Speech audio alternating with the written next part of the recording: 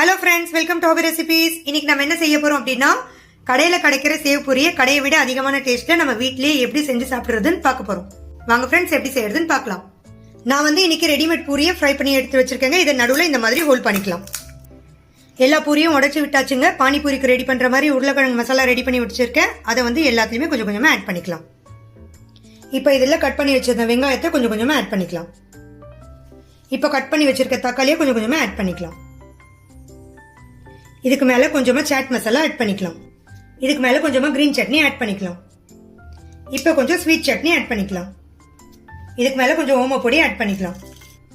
இதுக்கு மேல கொஞ்சமா கொத்தமல்லி ஆட் பண்ணிக்கலாம். இப்போ லாஸ்டா இதுல ஸ்வீட் சட்னி கொஞ்சம், கிரீன் சட்னி கொஞ்சம் ஊத்திக்கலாம். Sweet chutney and green chutney எப்படி செஞ்சுங்கிற வீடியோ நான் பெரிய வீடியோவா அப்லோட் பண்றேங்க. இப்போ பாருங்க ஃப்ரெண்ட்ஸ், சூப்பரான சேவ் பூரி ரெடி. இப்போ நான் போயிட்டு இதை டேஸ்ட் பண்ண போறேன். நீங்களும் உங்க வீட்டுல கண்டிப்பா ட்ரை பண்ணி பாருங்க. இந்த வீடியோ உங்களுக்கு பிடிச்சிருக்கும் நம்புறேன். Thanks for